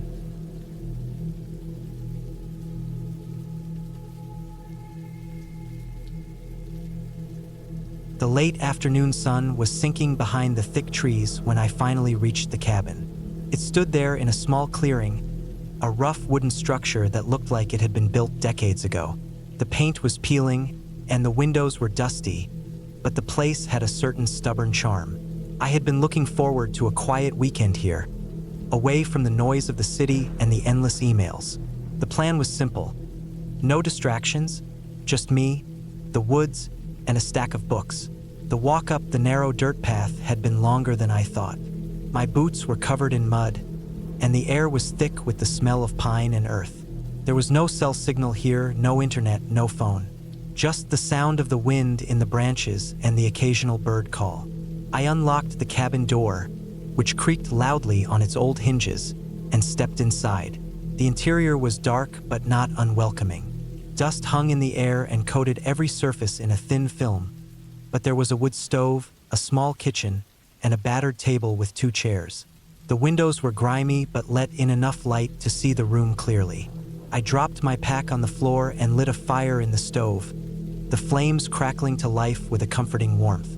I spent the next hour cleaning and settling in. The cabin smelled of old wood and a faint, musty odor that spoke of years of solitude. I opened a window to let in fresh air and stacked some firewood near the stove. It was the perfect place to be alone, or so I thought. As dusk deepened, I prepared a simple meal from the canned goods I had brought. The silence was heavy but not unpleasant. I sat by the fire, reading, watching the shadows dance on the walls. Outside, the forest darkened, the trees standing tall and still like silent sentinels. Then, as the night deepened, something changed. Started with small noises outside. A rustling in the underbrush, the snap of a twig, soft scraping sounds near the cabin walls. At first, I told myself it was just animals, deer, raccoons, maybe a fox. The woods were alive with creatures at night, after all. But the sounds grew louder, more deliberate, closer. I glanced out the window, the glass cold against my palm. The moon was hidden behind thick clouds, and the shadows were deep. The trees looked like dark shapes pressed against the sky, their branches creaking softly in the wind.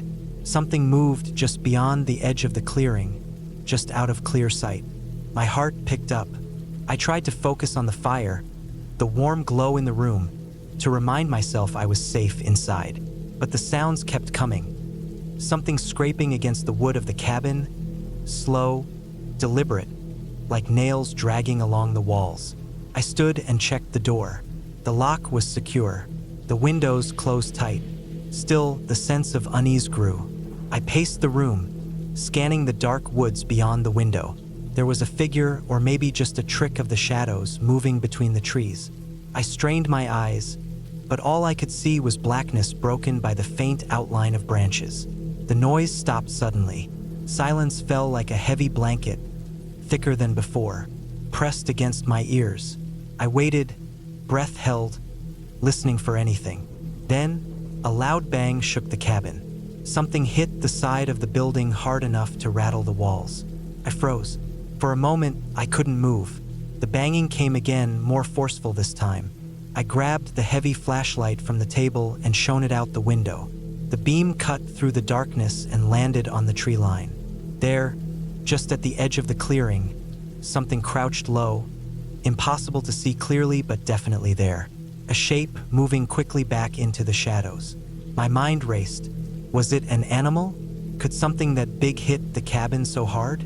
Bears were common around here, but they usually avoided humans. And the figure had seemed too quick, too careful.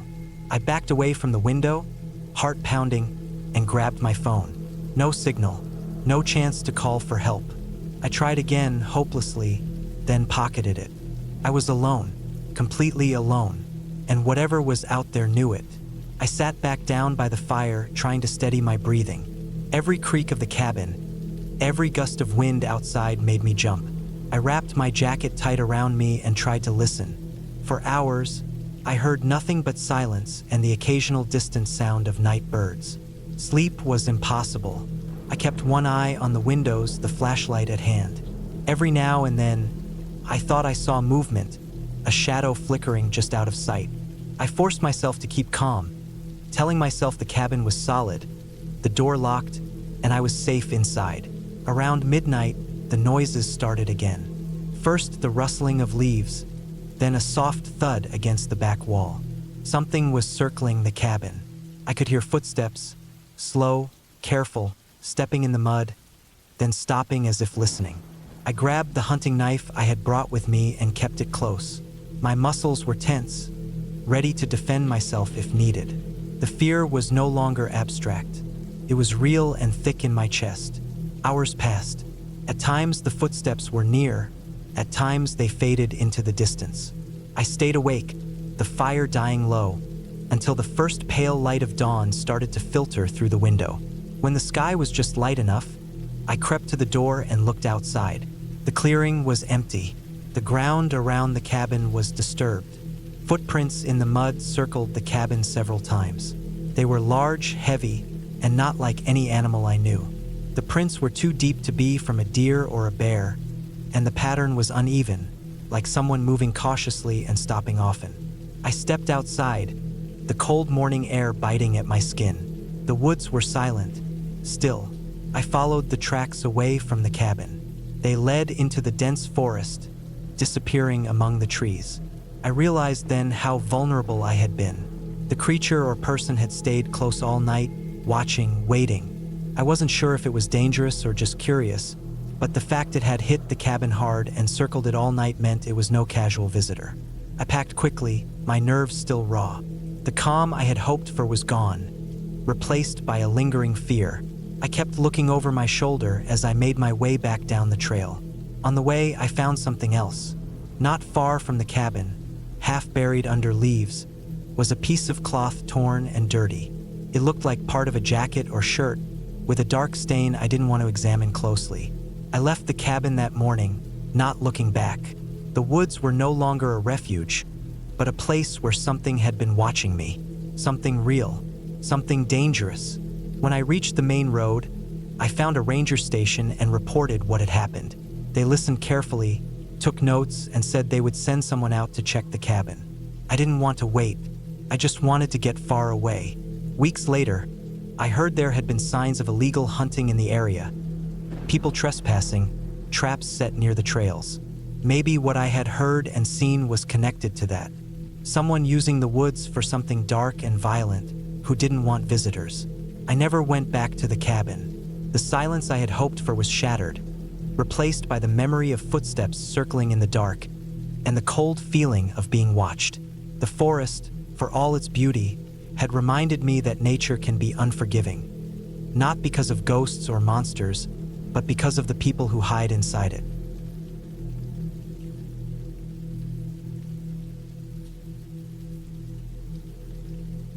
The woods were dense and silent as I pulled up to the cabin, the narrow dirt road winding through towering pines that blocked out most of the late afternoon sun. I had rented this small, isolated place for the weekend, a chance to escape the city noise and my own restless thoughts. The GPS signal had vanished miles back, and my phone showed no bars now. That was fine. I wanted the quiet. I wanted to be alone. The cabin itself was older but sturdy, weathered with stained dark by rain and sun, a simple porch with a creaky railing, and windows clouded from age. I unlocked the door with the key left in the lockbox, the metal cold in my hand. Inside, the air smelled of dust, pine, and something faintly musty, the scent of long vacancy. I dropped my bags on the floor and flicked on the lights. The bulbs flickered for a moment before settling into a weak glow. No Wi-Fi, no cell service, no distractions. Perfect for what I needed. I spent the next hour settling in, unpacking clothes, checking the small kitchen, lighting the wood stove. Outside, the sky was turning from pale blue to a deep gray as clouds gathered overhead. I made a pot of coffee and sat on the creaking wooden chair at the rickety table, watching rain start to tap lightly against the window panes. The cabin was warm from the stove, but I could hear the rain hitting the roof in steady, heavy beats. It was the kind of sound that can either soothe you to sleep or set your nerves on edge, depending on your state of mind. I decided to explore the cabin more thoroughly. There was a small bedroom with a worn mattress, a bathroom with basic plumbing, and a loft above the main room where a thin mattress lay. The walls were thin, and the floorboards creaked under every step. Something about the quiet and the creaking felt alive, like the cabin was breathing around me. As night fell, the storm outside grew heavier. The wind pushed through the cracks around the windows, carrying the scent of wet earth and pine. I bundled up in a blanket on the couch, my mug of coffee long empty. The only light came from the dim fire in the stove and the occasional flash of lightning through the window. Thunder rolled distant but growing closer. Around midnight, the power flickered and then died. The room plunged into darkness except for the occasional flash of lightning. I grabbed my flashlight from my bag and checked the fuse box. The breaker had tripped. I flipped it back on, but the power still didn't return. No phone signal, no internet. I was truly alone here. With nothing else to do, I settled back into the chair, listening to the storm batter the cabin. I tried to focus on the rhythmic sound of rain, but then I heard something else. A faint tapping on the outside walls, like a finger knocking lightly on the wood. It was irregular, uneven, almost hesitant.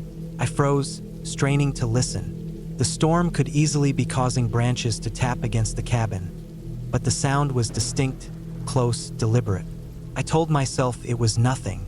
The woods were full of animals, birds, maybe a raccoon or squirrel climbing on the walls. But the tapping persisted, sometimes slow, sometimes faster, always light, never strong enough to break the wood.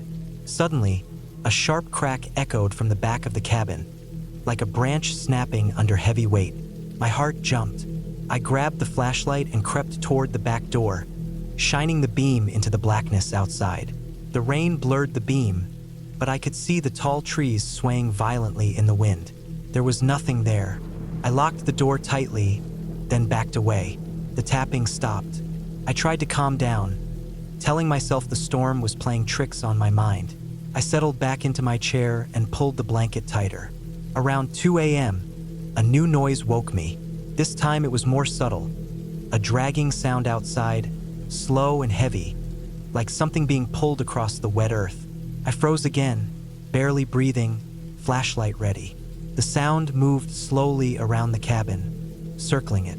The rain was lighter now, but the wind was still strong, making the trees sway and creak. I stood by the window and carefully peeked through the rain-streaked glass. Nothing moved, no shape or shadow, but I knew something had been there or was still close. My mind raced with possibilities. A bear? A large animal? Or maybe someone else, another person? That thought chilled me the most. I had come here for peace, not to face some unknown stranger in the woods. I tried to think clearly. The cabin was locked tight, the back door bolted, windows shut. Whoever or whatever was out there couldn't get in easily. But then the dragging sound stopped suddenly. All was silent again, except the wind and distant thunder. The next morning, I woke to a broken branch lying on the porch, soaked and muddy. It wasn't there the night before. I grabbed my boots and flashlight and started walking around the cabin, looking for tracks or anything unusual in the soft mud. The ground was churned up in places, heavy prints that didn't look like any animal I recognized. The size and depth suggested something large. The prints circled the cabin and disappeared into the woods. No other footprints, no signs of a person. I felt a mixture of fear and curiosity. I had to get out of there, but the storm had made the road muddy and slippery. My car was still parked at the edge of the trail, and it might be stuck if I tried to leave immediately. I spent the day checking the cabin thoroughly. All the locks held. Nothing else seemed disturbed inside. But the feeling of being watched wouldn't leave me. That night, I tried to sleep but kept waking up at strange noises. The tapping again, soft footsteps outside the window, the occasional low growl I thought I heard under the wind. Then, around 3 a.m., the unmistakable sound of someone trying the front door handle. I froze, heart pounding. The door didn't open. Whoever it was tried again, a little more forcefully, then stopped. I grabbed the heaviest thing nearby, a cast iron pan, and sat in the dark, waiting. After a long silence, the sounds moved away. The next morning, I found deep scratch marks on the wood by the door, jagged and fresh, the kind of marks made by nails or claws. I realized I wasn't dealing with a wild animal. It was something bigger, more determined, and possibly intelligent. I packed quickly, decided I had to get out. I walked carefully to the car.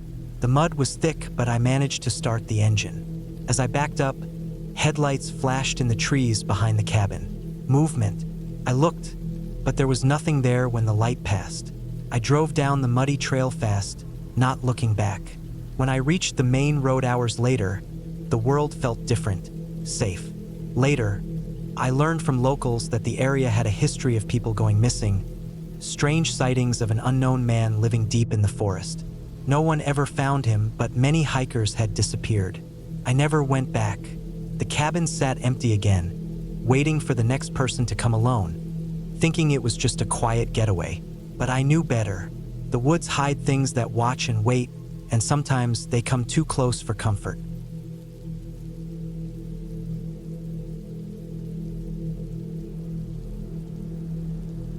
The sun had just begun to sink behind the thick pines when I arrived at the cabin. It was one of those places you might pass by without giving it a second thought. Old, wooden, isolated deep in the forest, tucked far enough away from any town or road to feel forgotten. I had come for a week alone, hoping to clear my head from the constant noise of the city and the endless buzz of my daily life. The air smelled sharp and fresh, pine needles crunching under my boots as I carried my pack up the worn stone path that led to the cabin's porch. The cabin was simple, made of rough-hewn logs with a steep roof heavy with dark shingles. Windows were small, dusty but intact, giving off a dull glow from the fading daylight. The door creaked loudly as I pushed it open, releasing a faint smell of damp wood mixed with old smoke, likely from the last fire someone had lit in the stone hearth. Inside, everything was basic and worn. A sturdy wooden table sat off to the right, scarred with years of use. 2 chairs were tucked underneath it. The floor was made of wide planks that groaned softly underfoot. Against one wall, a small kitchen area had a rusty old stove and a sink that looked like it hadn't been used in weeks. A battered kettle sat on the stove, and I immediately thought I'd boil some water for tea. There was no electricity, of course. The cabin had no phone line, no internet, no modern comforts. That was part of the appeal, but also part of the challenge. I had brought candles, matches, and a battery-powered lantern, but I was well aware that out here, things depended on the basics. After setting down my gear, I opened the small refrigerator, a box of sorts plugged into a solar panel outside, and found it still held a few cans of soda and some fruit I'd packed earlier. I grabbed an apple and sat by the window, watching the shadows deepen among the trees. The silence was thick, heavier than I expected. No birds singing, no wind rustling through leaves. Just the faint, distant sound of a creek flowing somewhere deeper in the woods. I made a fire in the hearth, stacking the dry wood I'd found on the porch and striking matches until the flames caught and flickered. The cabin glowed warmly in the dimming light, but even the fire couldn't chase away the creeping sense of unease settling into my chest. I wasn't alone here, I realized. Not in a supernatural way, there was no way for ghosts or monsters to exist out here, but something was watching. Maybe an animal, maybe a person. The thought made my skin prickle. Night came fast, without streetlights or the moon visible behind thick clouds. The darkness outside was absolute. I sat near the fire, trying to focus on a book I'd brought, but my eyes kept drifting to the window. Each time I glanced, I thought I saw a shape between the trees, something that didn't quite belong. The wind picked up suddenly, howling low through the forest, rattling the cabin's shutters. I pulled my jacket tighter around me and stood, crossing to the door to check the locks. The heavy metal latch was secure. Still, the feeling of being watched refused to fade. Hours passed, and the fire burned low. I had extinguished the lantern earlier to preserve batteries, relying on the dwindling firelight to guide me. I was almost asleep when a faint noise made me freeze, soft footsteps outside on the porch. Slow, deliberate. Someone was there. I held my breath, heart pounding, barely daring to move. The footsteps stopped. The cabin was silent again. I waited, counting seconds, then minutes. Nothing. Finally, I whispered to myself that it must be the wind or some animal and tried to relax. The next morning, the sun filtered through the trees in a pale wash of light. I opened the door to find faint footprints in the soft dirt just outside the porch. Too large to be a deer, too fresh to be old. The prints led away into the forest, disappearing quickly among leaves and broken twigs. I couldn't shake the feeling that someone had been close by overnight. Maybe a hunter or someone else using the woods. I wasn't entirely alone here after all. That day, I explored the area around the cabin. The forest was thick, with towering pines and scattered boulders covered in moss. The creek I'd heard the night before was a narrow, cold ribbon of water, tumbling over stones and fallen branches. I followed it for a while, noting how deep into the wild I truly was. Back at the cabin, I noticed something else. Scratches on the wood near the back door. Long, deep, as if someone had tried to force it open. The door was locked tight, though, and the lock undisturbed. I felt a cold pit in my stomach. Whoever had been here wasn't just passing by. The nights that followed only grew worse. The footsteps on the porch continued, sometimes several times in a single night. Once, I heard something heavy dragging against the cabin's side. A long, scraping noise that made my skin crawl. I kept the fire burning as long as I could and the lantern lit near the door. I avoided going out after dark, but I had to collect firewood, fetch water from the creek, and use the outhouse a short walk from the cabin. Every time I stepped outside after sunset, the woods felt alive with unseen eyes. I began to hear other noises, low grunts, breaking branches deep in the forest, and once, the sound of a heavy object falling with a loud thud not far away. My mind filled with all the possibilities, none of them comforting.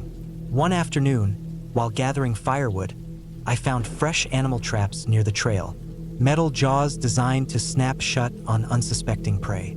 But there was no way a hunter would set traps so close to a cabin meant for people. That meant someone else was living out here, close enough to watch and wait. My unease turned to fear. On the fourth night, I had trouble sleeping. The cabin felt suffocating, the darkness pressing in. Around midnight, the lantern suddenly flickered and died. I scrambled to light a candle, my hands trembling. Then I heard it, the unmistakable sound of someone trying the front door handle. I grabbed the heavy iron poker from the hearth and stood ready. The handle rattled, a faint scraping as if someone was trying to force the door open. Then, a quiet voice whispered through the crack beneath the door, "Let me in." I didn't answer. I held my breath, heart racing. The door shook violently, and the lock groaned under pressure.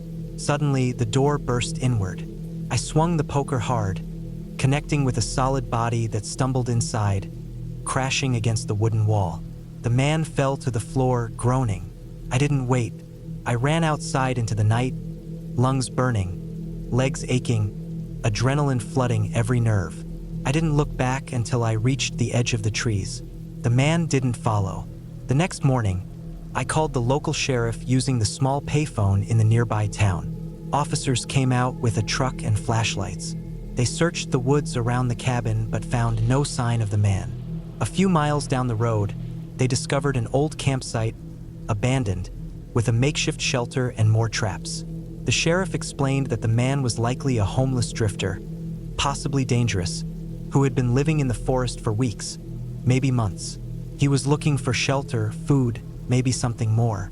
The forest was no place for anyone unprepared, and sometimes those desperate enough would try to take what they needed by force. I packed my things and left the cabin that day. The sense of safety I had hoped for was gone. I realized that the real terror was not some ghost story or legend, but the very real threat of another person, lost and dangerous, lurking just beyond the trees. The cabin remains there, silent and empty. I never went back. The forest is beautiful, but it hides its dangers well, and some nights, when I'm alone, I still feel that shadow watching me, waiting just beyond the edge of the light.